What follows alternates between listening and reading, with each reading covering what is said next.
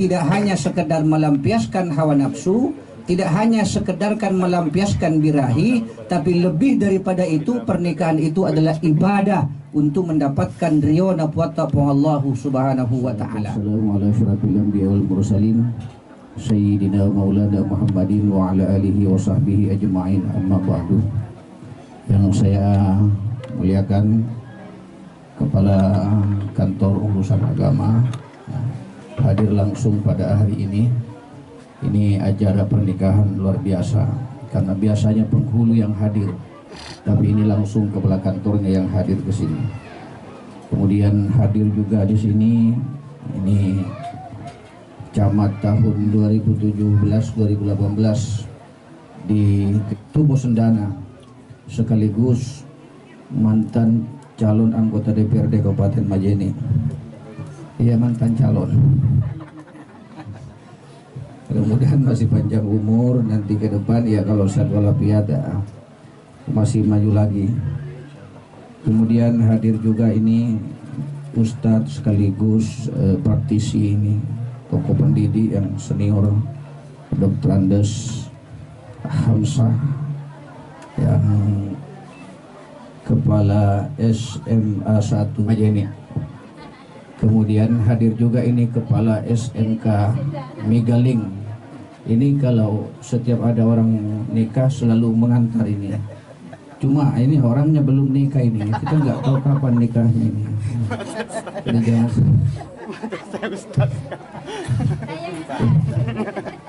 Kemudian ya, hadir semua tokoh agama, ada Pak Imam, ada semua yang hadir di sini. Tentu saya tidak bisa sebut satu persatu. Kemudian juga kepada ibu-ibu teristimewa tadi, kepada qari'ah yang dengan lantunan suara yang merdu luar biasa. Ya, kalau kita lihat dari sisi usia sudah cukup lanjut, tapi pertengahan lah, tapi suaranya masih suara 14-15 tahun, sangat biasa. Jadi ini tuan rumah tidak salah undang, sudah benar ini. Alhamdulillah, pada hari ini kita menyaksikan bersama pernikahan anak kami, anak kita Nur Ishak ini mendapatkan Herlina binti Rifai, atau Herlina mendapatkan Nur Ishak, jadi saling mendapatkan begitu. Oleh karena itu ini satu keistimewaan dan kesyukuran yang tiada terhingga bagi keluarga, karena acara ini kalau tidak salah sudah 3 kali diundur ini. Sejak bulan 4 yang lalu, di mana di situ corona masih sangat membabi buta, lalu kemudian diundur ketika ada himbauan dari pemerintah Kabupaten Majene agar tidak melakukan perkerumunan massa. Lalu kemudian diundur ke bulan 6 sekitar tanggal 5, tapi kemudian berubah lagi, akhirnya menjadi tanggal 14 ini. Jadi sudah 3 kali diundur, dan ketiga kalinya ini sudah menjadi kenyataan yang kita saksikan pada hari ini. Alhamdulillah, tadi pernikahan ini telah dilaksanakan langsung oleh seorang wali, di mana wali itu adalah sebagai orang tua kandung dari Herlina ini. Jadi itu suatu keistimewaan yang luar biasa. Dan selama ini biasanya pernikahan itu diwakilkan kepada kua atau kepada penghulu atau kepada imam, tapi tadi langsung walinya yang menikahkan. Itu satu kebanggaan yang luar biasa. Nah, kemudian kita lihat tadi pada saat akad ijab kabul pertama, sepertinya masih kaku untuk menjawab secara lancar ini si Nur Ishak ini. Jadi nanti kedua kalinya baru lancar. Apa artinya itu? Bahwa si Nur Ishak ini belum pengalaman, sehingga kalau 1 kali dia masih salah, nanti 2 kalinya sudah lancar. Bapak Ibu yang saya hormati, pernikahan ini tadi dikatakan saya nikahkan Nur Ishak kepada Herlina. Dan kalimat nikahkan ini kita lihat dalam Al-Quran di beberapa ayat selalu menggunakan kata nikah. Banyak sekali, misalnya fankihu ma taba lakum minan nisa matsna wa thulatsa wa ruba'. Kenapa kalimat ini digunakan, saya nikahkan, kemudian sesudah mengatakan saya nikahkan baru mengatakan saya kawinkan, atau saya nikahkan dan saya kawinkan. Itu bermakna bahwa yang bisa melakukan pernikahan itu hanyalah makhluk bernama manusia. Selain dari manusia tidak ada pernikahan. Jadi nikah itu adalah sebuah sunnah Rasulullah yang diberlakukan kepada umatnya. Sehingga dengan demikian nikah di dalam bahasa Indonesia adalah pengertiannya akad transaksi, di mana dengan transaksi itu seorang laki-laki dapat menikmati perempuan dan perempuan dapat menikmati laki-laki secara halal dan sah. Jadi kalimatnya akad transaksi. Jadi ada saksi di situ. Saksi ini ada dua, ada saksi khusus tadi yang dimasukkan dalam administrasi 2 orang, kemudian ada saksi umum, semua yang hadir ini menyaksikan. Karena itu pada saat kita pergi mengundang Luluarek tak dilalan di Banggai, di Mamuju, di Tubo, di Sendana, di mana kita punya keluarga itu kemudian diundang untuk menyaksikan pernikahan anak kita. Kenapa demikian? Karena nikah itu adalah akad di mana harus disaksikan oleh banyak orang. Nah, lain kalau kawin. Kalau kawin itu tidak perlu disaksikan oleh banyak orang. Cukup mereka ini berdua masuk dalam kamar, tutup kunci kamar rapat-rapat. Di situ apa yang mereka lakukan berdua itu kita tidak perlu usil. Nah, itu namanya kawin. Jadi kawin itu tidak perlu mengundang orang, cukup berduaan saja. Sedang nikah itu harus disaksikan oleh banyak orang. Itulah sebabnya hari ini kita hadir untuk menyaksikan pernikahan.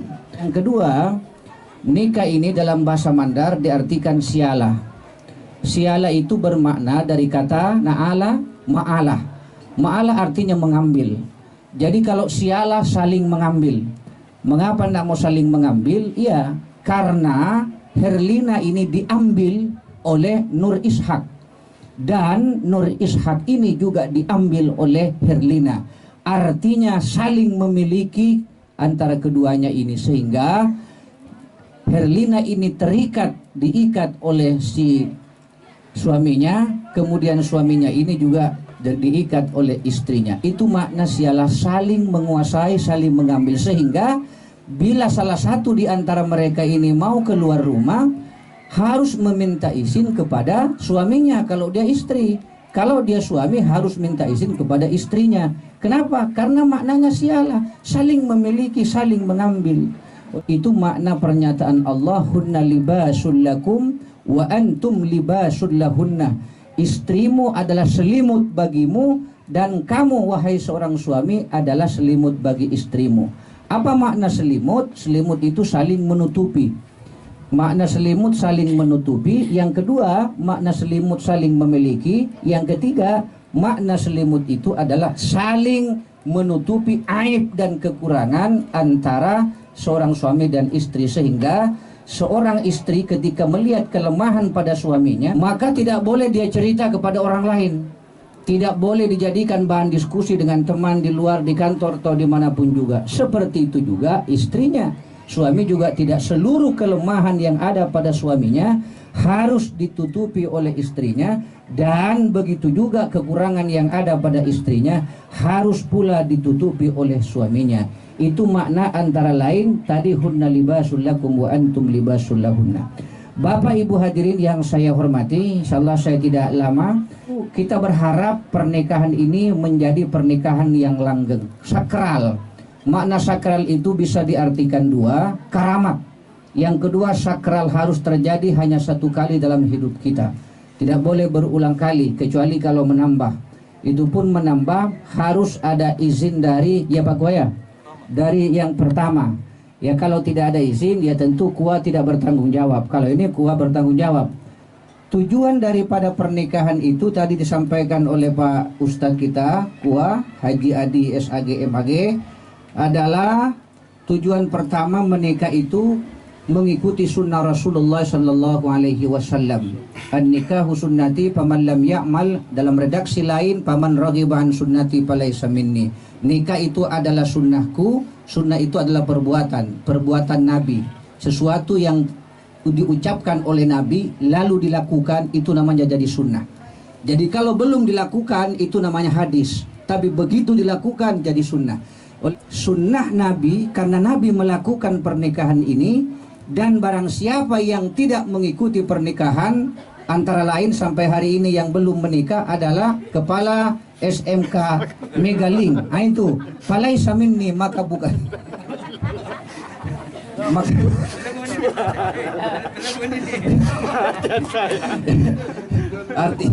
Artinya tidak ada, artinya ini tentu dia sudah ada persiapan, cuma belum saja, belum menikah, bukan tidak menikah. Jadi sampai jadi akan menikah juga nanti. Bapak Ibu hadirin yang saya hormati, itulah tujuan daripada pernikahan. Jadi tidak hanya sekedar melampiaskan hawa nafsu, tidak hanya sekedarkan melampiaskan birahi, tapi lebih daripada itu, pernikahan itu adalah ibadah untuk mendapatkan ridho Allah Subhanahu wa taala. Kemudian yang kedua, pernikahan itu tujuannya tadi dibacakan oleh qari'ah kita Ibu Ramla, adalah wa min ayatihi an khalaqalakum min anfusikum azwajan litaskunu ilaiha. Tujuan daripada pernikahan itu adalah Allah ciptakan laki-laki dan perempuan itu berpasang-pasangan. Tidak bisa sehebat apapun orang itu, sehebat apapun potensinya orang itu, skillnya orang itu, bahkan harta kekayaannya orang itu, kalau dia belum punya pasangan hidup, maka dia tidak akan tenang dalam hidupnya.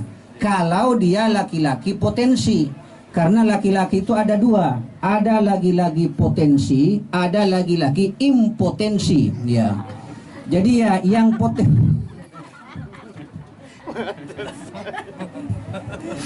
yang dimaksud itu adalah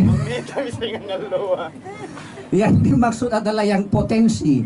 Kalau dia potensi, pasti dia akan menikah. Arti apa potensi dan impotensi itu? Kalau potensi punya kemampuan, kalau impotensi punya kelumpuan, nah beda, ya.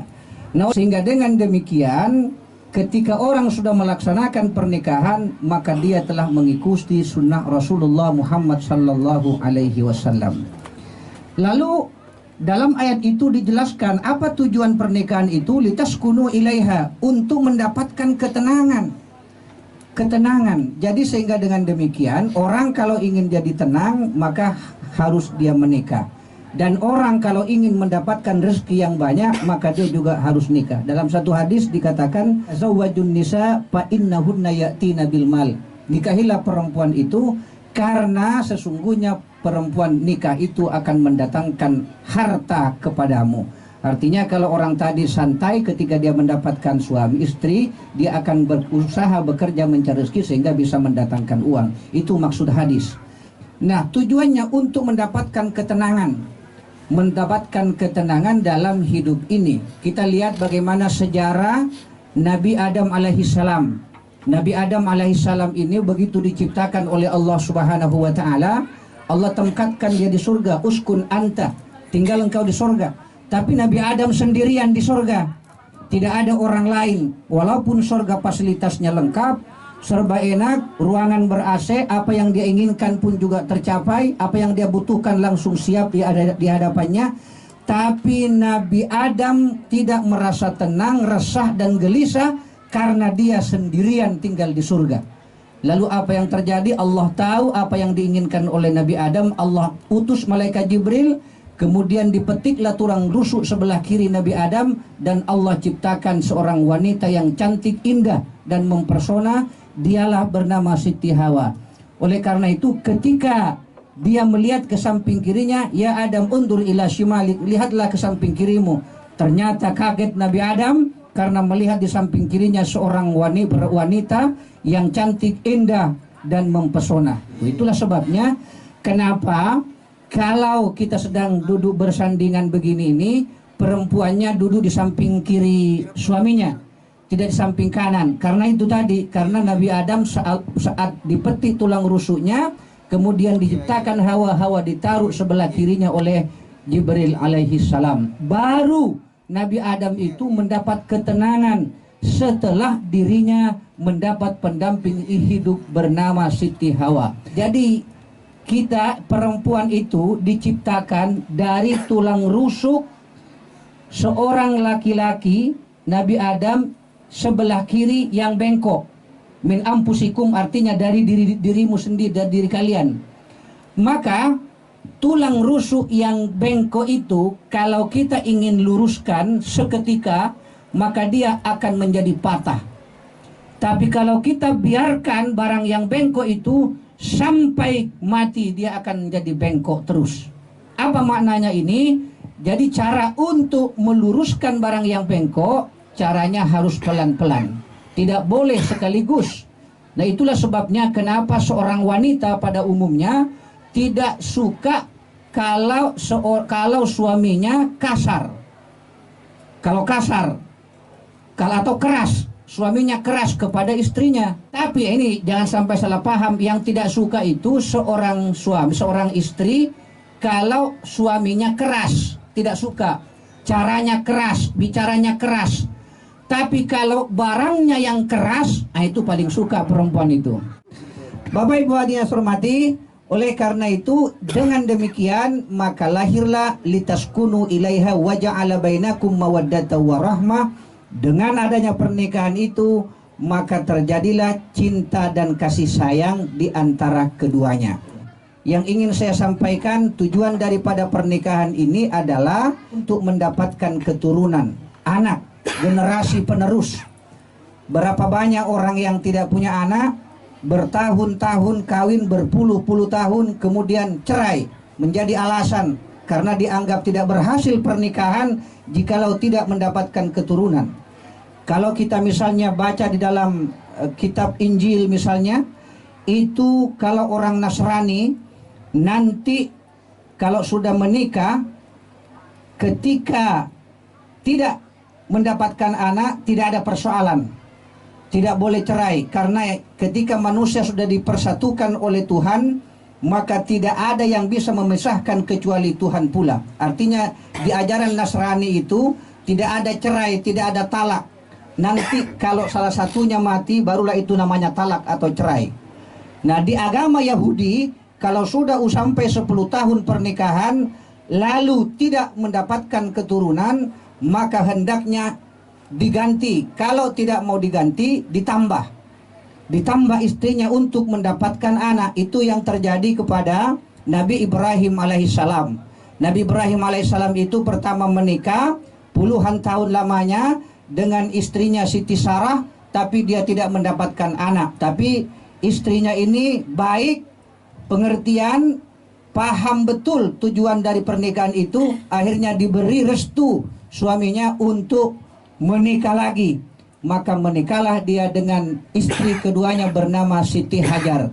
Dari Siti Hajar inilah kemudian dikaruniai seorang anak bernama Ismail alaihi salam. Apa maknanya ini? Maknanya itu adalah boleh kalau sejarah ini kita mau jadi patokan, menikah lagi dengan tujuan dengan niat untuk mendapatkan anak. Tapi kalau sudah punya anak masih mau menikah lagi, berarti bukan untuk mendapatkan anak, tapi untuk menambah mamanya anak-anak. Nah, itu hati-hati juga. Nah, karena itu ibu harus lebih action, lebih bagus, paham saya, supaya tidak ada niat seorang suami atau bapak-bapak yang ingin menambah. Pesan saya kepada kedua ananda saya ini, mempelai ini adalah hindari pertengkaran, percekcokan di waktu malam, dan juga hindari perkelahian, pertengkaran, percekcokan di waktu siang. Kenapa pada malam hari dilarang bertengkar? Karena kalau Anda bertengkar di malam hari, itu kita tidak bisa mendapatkan rezeki anak. Tapi kalau kita bertengkar di siang hari, itu tidak akan mendapatkan rezeki uang. Jadi uang dan anak itu kedua-duanya rezeki. Jangan sampai ibu salah paham yang dinamakan rezeki itu nanti kalau bentuk uang, bentuk makanan, bentuk beras. Bukan, anak itu adalah rezeki terbesar dalam kehidupan kita ini. Oleh karena itu, kalau pada malam hari bertengkar, kita kan mau bekerja ini. Pada malam hari mau ini kan sekarang ini bersanding ini ananda kita ini bersanding. Hari ini dia bersanding, bisa sebentar malam, bisa besok malam bertanding. Begitu Pak Hadis hormati. Nah, dalam ibadah itu namanya ibadah khusus ya. Ibadah itu, maka kita menghendaki agar Allah memberikan keturunan melalui hubungan ibadah itu. Ibadah intim itu namanya. Dengan demikian, ketika Anda hindari pertengkaran di waktu malam, maka insya Allah untuk beribadah agar mendapatkan generasi penerus itu bisa tercapai. Nah, begitu juga kalau pada siang hari seorang suami mau pergi bekerja mencari nafkah, itu juga bisa gagal kalau hanya berkelahi, bertengkar, sehingga gairah kerja mau pergi keluar mencari nafkah, semangat itu sudah hilang karena emosinya yang muncul, sehingga dengan demikian itu dapat menggagalkan rezeki uang. Apa yang ingin saya katakan, kalau pada malam hari tidak bertengkar, pada siang hari tidak berkelahi, itulah yang disebut dengan baiti jannati, rumah tanggaku laksana surga bagiku. Tentu itu harapan kita. Tidak ada rumah tangga yang tidak pernah miskomunikasi. Tidak ada.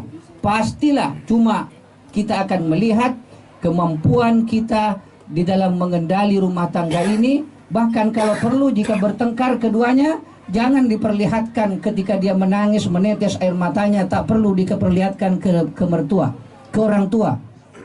Itu yang lebih bagus. Anda bertengkar, Anda salah paham dengan istrimu, dengan suamimu, tetapi orang tuamu tidak tahu kalau Anda sedang salah paham. Itulah. Dan orang tua ketika itu terjadi tidak boleh mencampuri. Kalau dia mau masuk di tengah-tengahnya. Kalau perlu yang dia marahi jangan menantunya, kalau perlu anaknya. Kalau bertengkar kemudian menantunya yang dimarahi, itu biasa sering bubar pernikahan. Nah, itu yang terakhir sekali yang ingin saya sampaikan. Jangan semua yang hadir di tempat ini, saya Kepala Kantor Urusan Agama, Bapak Amirullah, Pak Hamzah, tokoh yang ada ini, kemudian Pak Imam selaku tuan rumah, dan mertuamu Nur Ishak, ya.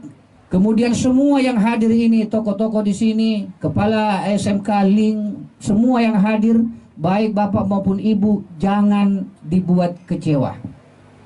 Apa yang dimaksud kecewa itu? Berapa banyak pernikahan itu 1 bulan, 3 bulan kemudian ternyata retak hubungan rumah tangganya.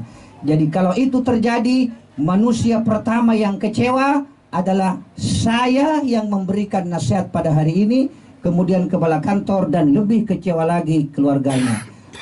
Jadikanlah keluarga ini bangga terhadap pernikahan Anda semua. Dengan demikian maka selesailah beban dan tanggung jawabnya Pak Ripai, dan sekarang telah dipikul oleh ananda kita bernama Nur Ishak. Mudah-mudahan panjang umur, murah rezeki, sehat walafiat, corona pun segera pergi meninggalkan republik ini, supaya sekolah terbuka Pak Hamzah ke Megaling.